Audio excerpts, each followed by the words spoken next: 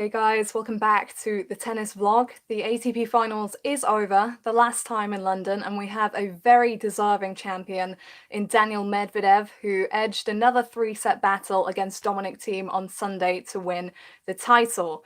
Now, obviously my thing during these tournaments is to do the preview and predictions videos. And unfortunately, due to the late running of the epic semi-finals clashes, I didn't have time to do those videos this time around for the final, and I was actually pretty gutted about that because I was going to be taking Medvedev in 3 sets, but I did tweet a thread outlining what had led me to be leaning Medvedev ahead of that clash, and I will go back to that at some point and outline why I thought that might be the case. I'm aware that the stream is slightly jittery today. I've had Wi-Fi issues, so I think it's going to be put down to that. If you're here watching live, can you drop a message in the chat and let me know if you can hear me properly? If you can hear me, I can live with the screen being a little bit jittery, and hopefully you don't mind it, because looks like we're going to have a few difficulties today. So in order to analyze how this final went down, thank you for confirming that you can hear me well enough. I think we have to take a step back and look at how the semi-finals played out, because for me, there were massive indicators there of how this one was going to go, and that's why I had that instinct that Medvedev was going to win in 3 because of some key things that we saw during the semi-finals. So given that I didn't go into detail on those because I didn't do a preview and predictions video for the final, I think we'll take a step back there now and just have a look at some of the things that went down in the semis. I won't go knee deep and fully drown ourselves in numbers and stats and whatever, but I'll give an overview of how each match played out. So Dominic Thiem came through against Novak Djokovic. Now, if you remember the preview and predictions video I said Thiem in 3. I was actually tempted to go Thiem in straight sets, but given that it was Djokovic, I thought give Djokovic the benefit of the doubt. And it's a good job that I did, because he very nearly had that match. Should he have come as close to getting it as he did? Probably not, but that is part of the story. The fact is, Djokovic has such willpower, and I had to make an allowance for that, and I'm glad that I did, because he very nearly snatched that one from the jaws of defeat. Thiem, obviously one of the standout players of the tournament so far, which is why I was tempted to take him via a more comprehensive scoreline, because he's been playing at an incredible level, playing aggressively, using the pace, using his serve, and particularly, which is what saw him through this match ultimately, rising in the pressure moments, rising when his back is against the wall, and that I think is what sets him apart a lot from some of the other players that are on the tour right now. So that was a key thing for Thiem ultimately, because he did have 4 set points in the second set tiebreak, match points even, yeah, very, very big points, and Djokovic was able to hang on and steer his way through. A couple of those match point saves were brilliance from Djokovic, stepping in, targeting the lines, living on the edge, but a couple more were very evident signs of nerves from Thiem. A double fault, for example, and then a forehand up the line that he just went for far too early in the rally, and it looked very nervy, and it was the shot of a man that wanted to be done quickly. So there were question marks for Thiem there. I think he did very well to rebound and come through, because while he had been assertive to start the match, there were dips and rises for Thiem throughout this one. It was not his most consistent match. The best match for me, at the end of this tournament, looking back, the best match for me remains that round-robin clash between Dominic Thiem and Rafael Nadal, just because the standard was so high and so level from both of them all the way through. We've seen epic contests since then, but it's been a story of dips and rises in level.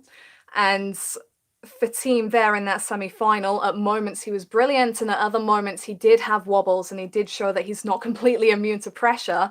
And the biggest indicators of how the final might go for me was the way he was barely hanging on at times in that deciding set, because Djokovic really should have been out in straights, because Thiem was the player dictating largely. He was coming out on the right side of the stats in most departments, really, but Djokovic was serving incredibly. Big serves, getting cheap points off it, and just staying in touch all the way through that deciding set, which also ended in a tiebreak. And it did look like that might be enough at one point, just putting those massive serves in play, up the tee, out wide. A very potent shot for Djokovic and an important shot for all the finalists throughout the whole tournament. The serve in these indoor conditions is always going to be the groundwork, and Djokovic made full use of that, and Thiem was almost caught victim by it, but he did what he does best, and he fully went for his shots from, I think, 4-love down in the deciding tiebreak, when a lot of players would have called it a day, and to be honest, a lot of players would have called it a day after failing to close it out in the tiebreak. Such is the mentality required to beat Djokovic from that kind of situation, because Djokovic is a player that just doesn't go away. But Djokovic was having difficulties that day. He was playing the right strategies in terms of trying to find his way up to the forecourt, but his volleys were all over the place. His timing wasn't right, and I've said it in the previous video about Djokovic. He does come into London, he does come into the ATP Finals at the moment lacking his spark, lacking his mojo, and I think it has a lot to do with the fact that he's been one of the key players of the year.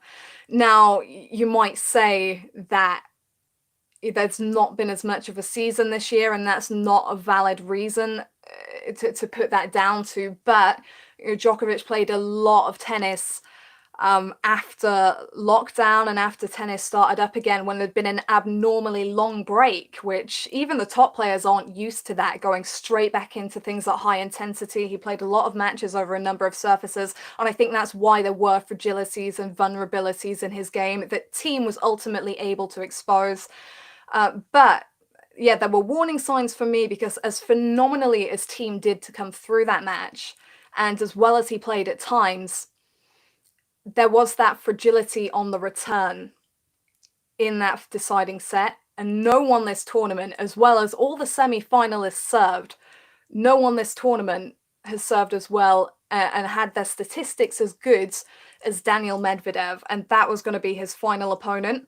It almost wasn't. It was almost Rafael Nadal. And again, I apologize if you're just joining now. I apologize for the jittery image. Had internet connection issues, and as long as you can hear me, we're just going to roll with it. And before I get to talking briefly about the Nadal versus Medvedev match as well, if you're here live and you have a question for me regarding anything that happened at the ATP Finals or any of these players going forwards, drop it in the live chat and let me know, and I'll answer a couple of the best ones at the end of the video. So if you're here live, if you have a question, just drop it and I'll have a look at the end. So Medvedev versus Nadal, and this was another thing that helped me to see the way in which the final would play out, because Nadal is such a similar player in a lot of departments to Dominic Thiem. Dominic Thiem sometimes looks like a mini-me of Nadal.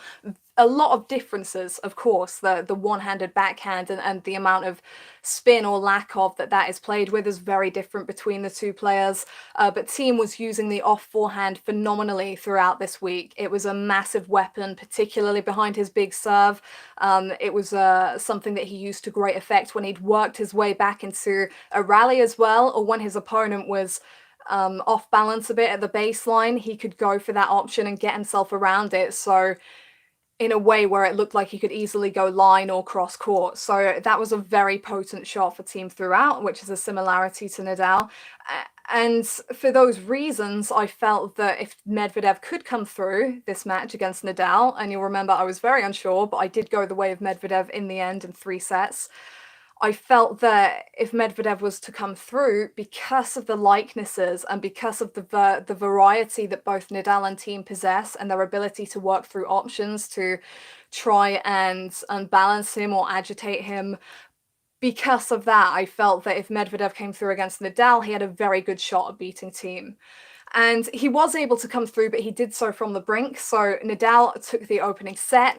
I thought it was a fantastic set from Nadal in terms of hanging in there, waiting for his moments, and using the full range of his repertoire as well. I made mention in the previous ATP Finals video I did to the US Open final that these two played against each other last year, whereby Nadal was in lots of trouble in the fifth set and kept using the backhand slice to get Medvedev low, to take the pace away from him so that he couldn't feed off that. And we did see the backhand slice coming into play, particularly I felt when Nadal was actually down in that second set. Now, Medvedev had a point for 5-1, and Nadal pulled it back to be serving for the entire match and his spot in the final at 5-4. And I'm going to say right now that at that point, when Nadal was serving for it, I did think that he was probably going to cross the line there. So the way Medvedev rebounded was very impressive to me.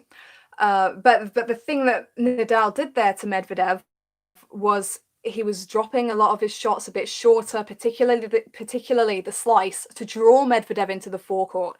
Because Medvedev in this kind of form, there are very few chinks in the armor. There are very few areas where you can see an opening in his game to penalize, to go after, to break down.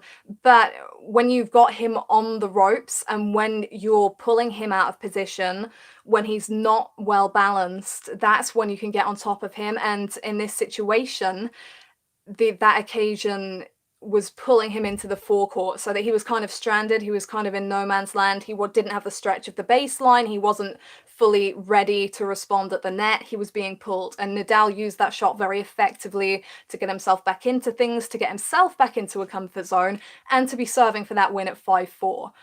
Now, what happened next was potentially a slight dip from Nadal. Yeah, he would have liked to make more first serves on that occasion, particularly since the first serve had been so good for Nadal all tournament. But really, Medvedev, such a calm character, just took a deep breath and went for his shots. In fact, did he even need a deep breath? I'm not so sure. Medvedev is as cool as they come. He drove those returns to the baseline, and a particularly potent shot for Medvedev against Nadal and Thiem alike was that return to their feet. Now, he nails the baseline, Medvedev, when he needs to, and he did get such great depth on those returns when Nadal was serving for the match. And Nadal did cough up a couple of errors, and Medvedev was able to get on top of him to get back into that match. And when he took the tiebreak, I mean, you can never write Nadal off, but he looked in a very good position going forwards to close that one out. Now, that was an intriguing match because, I mean, it did play out the way I thought it would, that if it went to a pressure moment, if it went to a tiebreak, then Medvedev would have the edge there because he is just so cool, calm, and collected. He had a couple of fortunate moments, I guess, in that tiebreak, such as the lob that came off the frame of his racket, the perfect shank that had just the right height and dropped very suddenly in at the baseline to give him a little point lead midway through and just give him that bed of confidence. But Medvedev fully earned that win. He battled through that period of frustration against Nadal, and it's very significant looking ahead to the final and how that played out, to note that really the only way to beat a zoning Medvedev is to get in his head. He's so well balanced at the baseline. He's got such good reach. His anticipation and depth on return can be brutal. And during the rallies, he does hit that baseline, and he's got the touch to mix it up as well. Plus, in the final, he was coming to the net. So the way to beat him, you have to get in his head. You have to frustrate him. You have to hang on and hope that he malfunctions a little bit, really. And Nadal had done that. Nadal had done that in the second set. He had got in his head. He had mixed things up. But when Medvedev came back, I think Nadal had already used all his tricks. So Medvedev just had the time to get used to the slice and to work out how to deal with it as the match went on and as it culminated. 3-6, 7-6, 6-3 for Medvedev, while Thiem came through over Djokovic. 7-5, sorry, 6-7, 7-6. The way Medvedev came through against Nadal was bad news for Thiem, ultimately. The key factors for me the way that Medvedev was able to figure out Nadal's variety and survive the frustration and come through anyway. The way he was able to make sure Nadal had less cheap points on the serve because of his anticipation and reach on the return. And for Thiem, I just thought he looked a little bit mentally and physically fatigued in that final set against Djokovic. What saved him was the way he came out midway through the tiebreak, blasting everything, stepping inside the baseline. So brave, so well done, should be applauded. But that third set sounded major warning bells as far as his energy levels went. And again, with Nadal and Djokovic and Thiem, Nadal did look a bit tired in those latter stages against Medvedev. Thiem did look a bit tired heading into the final. And while Medvedev absolutely deserved to win, and I mean, in his form, you could argue he probably would have won anyway, even if these players hadn't had drop-offs. I don't think you can look at the season and say, well, fatigue shouldn't be a factor because they didn't have a full season. Nadal, Djokovic and Thiem have all accomplished feats in the latter half of this year that have required a lot of mental energy. So Nadal won the French Open in less than ideal conditions and then got straight back onto indoor hard courts for the Paris Masters. He played a lot on clay. And then came to the ATP Finals, a tournament and conditions that he's always struggled with, and got himself playing at a level that gave him a shot at the title. Now that expends a lot of mental energy, and when you're feeling it mentally, you feel it physically because your muscles tighten. The match feels that much more taxing. And the same goes for Dominic Thiem, who was able to win his first major title at the US Open from the brink of defeat, dragging himself through on sheer willpower, and then played a very full clay court season as well. Djokovic was a consistent presence throughout the whole time, and that is why I think over the last 4 years, we've seen a non-Grand Slam champion win this event, because they're that little bit fresher and they've all been players that you can utilize these conditions. I will get to the final now, but that was a key reason that I had written down actually and forgot to mention in the last preview and predictions video. That was a key reason that I saw Medvedev coming through. I had my eye on him from the round robin stage because he's not a slam champion, but he has a top 5 ranking. He has a game that can be very much utilized in these conditions. And he was in form. That Paris Masters win coming in was deeply impressive. The win over Zverev, the way he was overturning head-to-head records. And then here he did it again. Djokovic, who was down, came through. Nadal, he'd never beaten, came through that match. And then there was another lopsided record of previous meetings with Thiem heading into the final. Thiem led the head-to-head 3-1, so boy was he going to go for that one as well. Deeply impressive from Medvedev, and yeah, he just ticked all the boxes for me going in. Like I said in that thread that I tweeted, he fitted the makeup of previous champions here, which is why I'd had my eye on him in the first place. And that serve is always going to be a key statistic and a key factor in a tournament like this. And it was during the final. I think it did help him see it out in the end. He was, by his own admission, a little bit nervous in the last game. There was still just the one break of serve in it, and he used big serves to get himself across the line. But there were other strategies that got him there in the first place. So the eventual scoreline of the final was 4-6, 7-6, 6-4 in the favor of Medvedev. An incredibly similar match to the Nadal match that he came through, massively similar in the way that Thiem was able to tactically edge the first set, and in the way that Medvedev was able to rebound and then looked unstoppable. So if we go back to set 1, I felt that Medvedev was actually the more imperious player starting out the match. I did see those shreds of tiredness from Thiem, and there were long rallies, very long rallies to start things off at times, and I think Medvedev won the first 5 or 6 of them. And against someone like Thiem, that's a big statistic, because Thiem has it all. He has the backhand slice, he has the reach on both wings, he's been very consistent off forehand and backhand and lethal off the forehand throughout this week. His forehand cross-court on the stretch has been particularly lethal, the way that he's able to get it cross-court into the corner. So it was big for Medvedev to be able to be edging those lengthy rallies so early on. So it did look like he had the upper hand. He was looking as balanced as ever at the baseline. He was finding different ways to finish off the points, and he had a fairly quick opening hold. Teams, meanwhile, took about 10 minutes, I think, to get his first hold on the board. But like I said previously, the way to beat Medvedev in this form is to get in his head. And as well as Thiem's been playing, he himself knew that. He acknowledged going into this match that Medvedev, who'd won his previous 4 matches and Thiem had dropped one of his, Thiem acknowledged that Medvedev had been the best player of the week and had used the conditions really well. So I think he'd made peace with that going in, that he probably wasn't going to outplay Medvedev in this final. He had to stop Medvedev from playing his best tennis. And he did really well to bag that opening set, being on the back foot from the offset. He did need a little bit of help.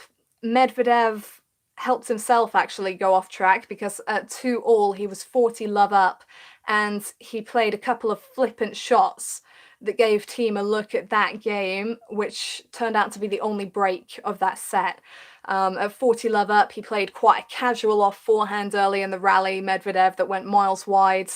What happened after that? Yeah, after that, second serve and an early backhand into the net, then another second serve, and this was the big one, a smash into the net from the forecourt. After he'd worked his way up the court, after Thiem had covered a 1-2 punch brilliantly and stayed in touch, all he had to do was land that smash, and it was probably going to force the error, and he sent it into the net. And then it was just sheer brilliance from Thiem. He was showing his versatility throughout the first set. You know, I've mentioned the off forehands. He had an opportunity to strike an off forehand from the forecourt to get break point, but instead he went for a little drop volley that turned into a clean winner. It might even have been a drop shot, and that completely took Medvedev by surprise. He then double faulted. So that was a prime example of Dominic Thiem being able to get in Medvedev's head and throw him off his game. And ultimately, it was enough. It was a close service game for Thiem to serve it out. Had a net cord pass winner, which Medvedev was nicely able to laugh about. So there were moments of fortune for Thiem, but really, I think he paved the pathway for those moments of fortune himself by being brave, mixing it up, getting in Medvedev's head. And it looked like it might have worked, because in the early stages of the second set, Thiem, you know, with his big serves under pressure that he'd served in the opening set, with his big forehands and backhands to follow up, the way he can rip that backhand down the line on the stretch sometimes is just ridiculous, really, for Thiem to be able to get it over that high part of the net with the flatness and the potency that he does. He was looking in a great position in that second set, and it earned him a breakpoint opportunity at 3-all. I think he might have had multiple breakpoint opportunities there. And at that moment in time, it did feel like if Thiem broke through there, he was well on his way to winning this trophy. And that was an interesting concept for me, because obviously the service numbers, which have been so key, were in the favor of Medvedev coming in. And it was just another moment for me of realizing that Thiem is in a position now where he makes his own rules because of his brilliance under pressure, because of the way he plays those big points. He does have the ability to throw the opponent off and to kind of change the narrative of a match and change the storyline. So I was very much ready for Thiem to be able to break there and win the match, but he dictated a long rally, had a sitting forehand down the line that if he'd have got in the court would most likely have forced the error, if not been a winner, and he sent it long. Now, I think you have to give Medvedev some credit for that, because Medvedev, with his brilliant baseline skills, was already running to cover that shot. And no doubt Thiem was aware of that and could see that out of the corner of his eye. So that was a case of Medvedev distracting him slightly, I think, and him overhitting, but it was costly and it felt significant at the time. In the next point, I remember Medvedev approached the net. Now that became more and more of a factor for him throughout the match. He wasn't able to do it as he would have liked to in the first set. He didn't quite have the timing on it, but it was a key, and I think maybe ultimately the key strategy for Medvedev to come through that match, the way he approached the forecourt. He did it on that point after Thiem had missed the forehand down the line. Thiem had a look at the pass and he fairly shanked, I think, the forehand cross court, and he reacted quite dramatically, which is interesting for Thiem. He does have sometimes negative reactions to points, but not to the volume and extent of that reaction. And I think maybe Medvedev fed off that a bit and fired down an ace. That was chance gone.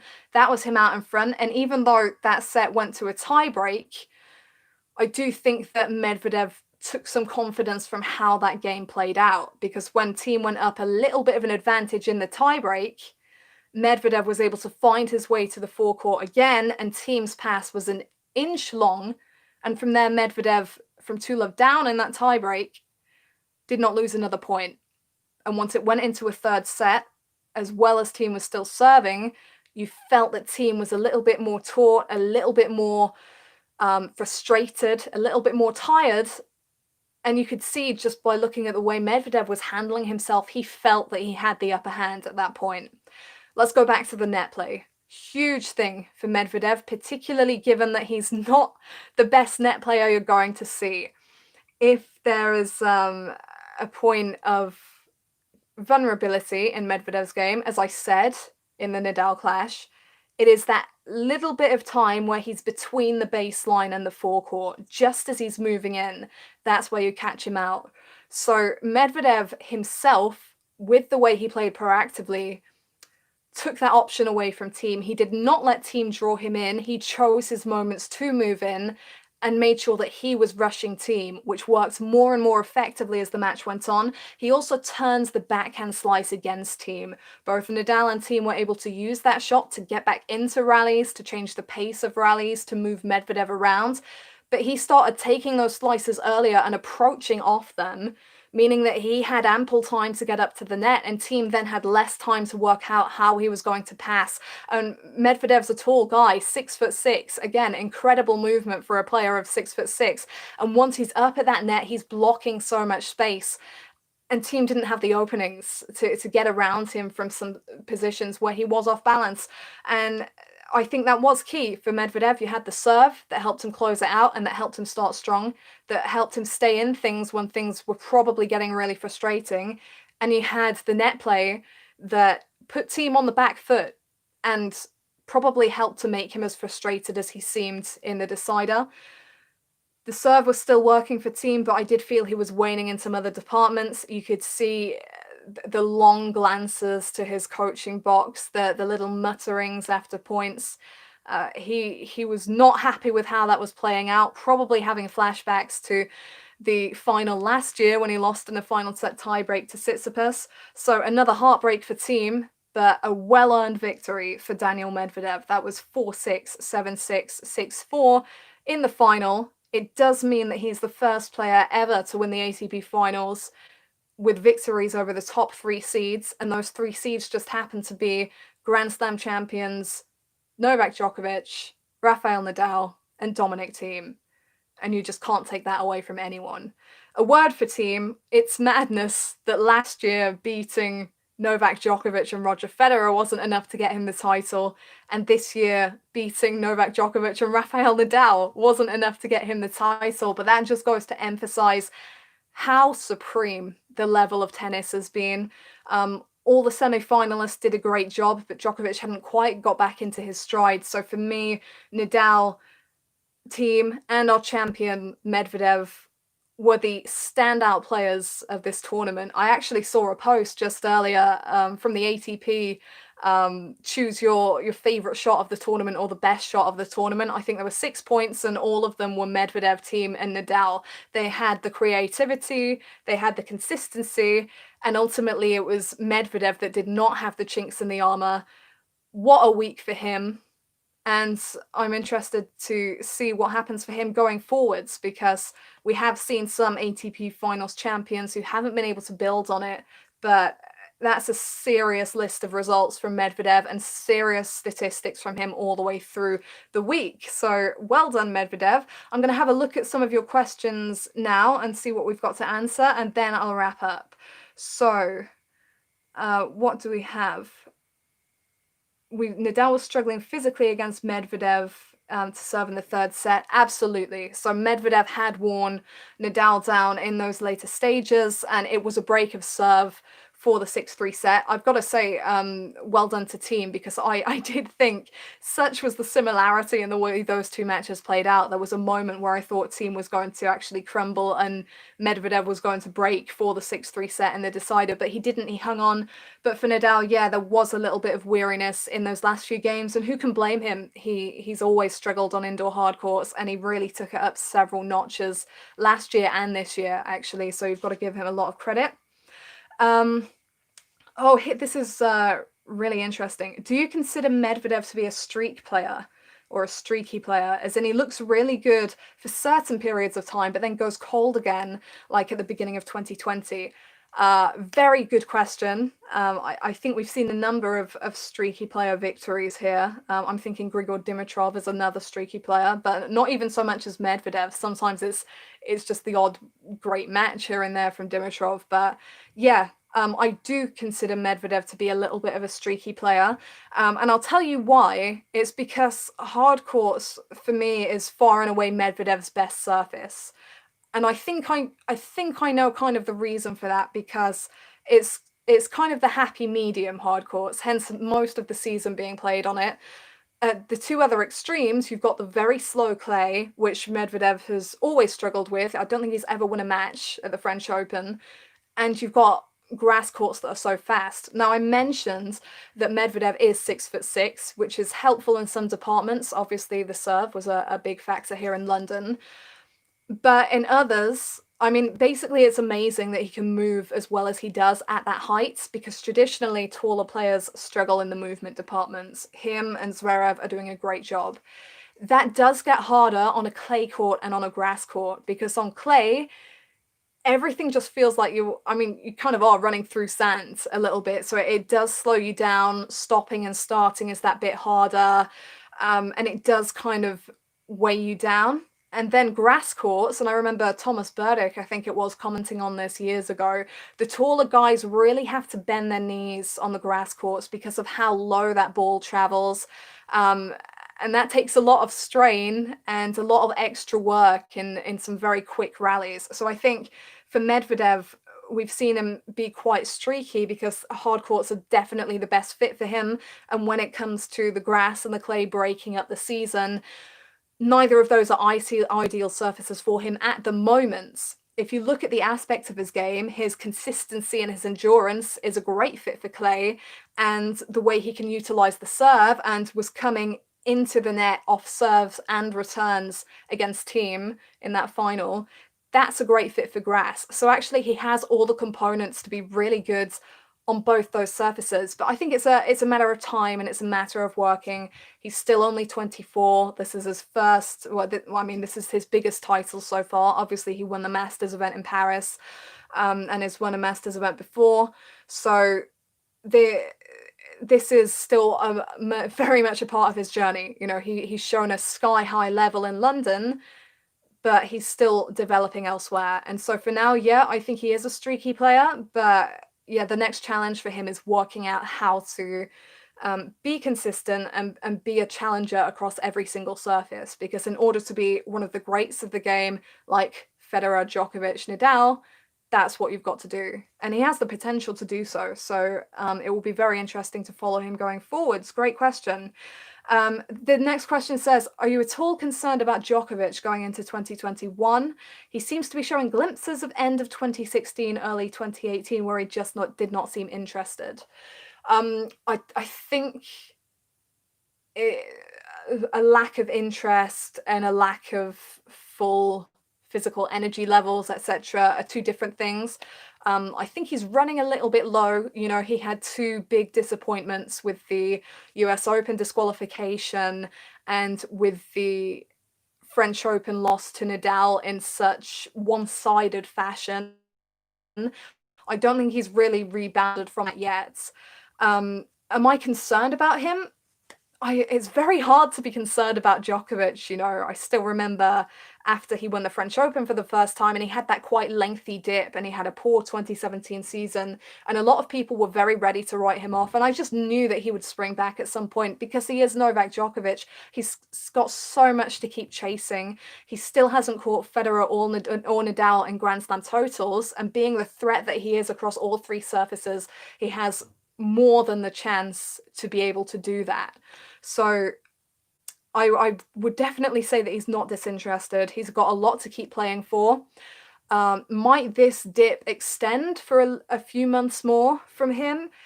I think we'd have to wait until the new year or whenever tennis starts back to see that, because, you know, off season is for rest and rejuvenation. So he'll be looking to use it in that regard. He'll be looking to replenish those energy levels, and you know, he's a force to be reckoned with at the Australian Open. So I don't think I can really answer this question until the Australian Open's been played, if it gets played. Obviously, that is still up in the air. For now, he just looks a little bit out of energy at the end of a number of weeks of high intensity tennis after a long time at the sidelines. So I think, you know, we've got to wait until he's rested over the off season and performed in Australia before we kind of weigh up how things are going to go in the future.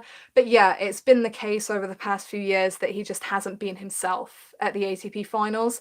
So that wasn't new for me, and therefore it made it that bit easier to predict against him in the semi-finals here, because he's always a tough guy to predict against because of the way he hangs in there and the way he challenges opponents mentally. But he just wasn't himself in London, and we'll just have to wait and see when the real Djokovic shows up again. Would you agree with me if I said this time Medvedev will carry his good form into Australia, as I feel he's improved mentally, which is huge in my opinion?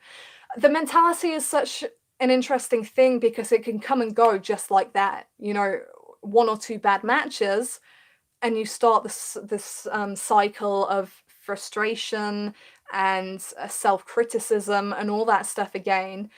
For Medvedev, he does seem very mature and he does seem in a great headspace. But like I say, it only takes one or two things to turn the tide. So, and I feel that's the same with every single player. You know, Nadal is one of the most mentally strong players out there, and he was in a mental wilderness in 2015. So no one is immune to it. And yeah, I would like to see him carry on the good form because he's a great player for the tour. But, you know, mentality is looking good at the moment, but that's the easier aspect to lose control of. If you've got the physical game under control, you know, basically the mentality is the groundwork, and if that goes, the physical game goes as well. So, and the mentality is prone to coming and going, so we'll just see, I guess, with Medvedev. Yeah, Nadal just got tired against Medvedev in the thirds. Yeah, someone says the drops in form of Nadal and Thiem were caused by the consistency and shot tolerance of Medvedev. Exactly. Nadal and Thiem were hitting really hard, really offensively, and when those shots keep coming back, you know, that is going to weigh you down, and that is going to cause some frustration as well. And Medvedev holds so firm, so he was deeply impressive in that department. One more question then. ATP Finals moving to Italy. Your thoughts on the surface? Will it be clay? I don't think so. I think it will be indoor hard court because traditionally, you know, for many, many years anyway, this tournament has been an indoor hard court event. It comes at the end of the season, so technically it's kind of the indoor hard court swing. A lot of the indoor events happen back end of the year, and I know players like Nadal, poor guy, who have really struggled on the surface, would love to see it on something like clay or something a bit different.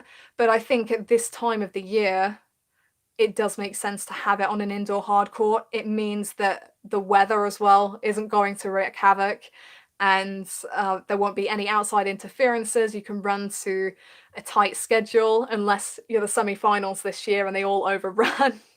So yeah, I think that probably staying with indoor hard court is the way to go.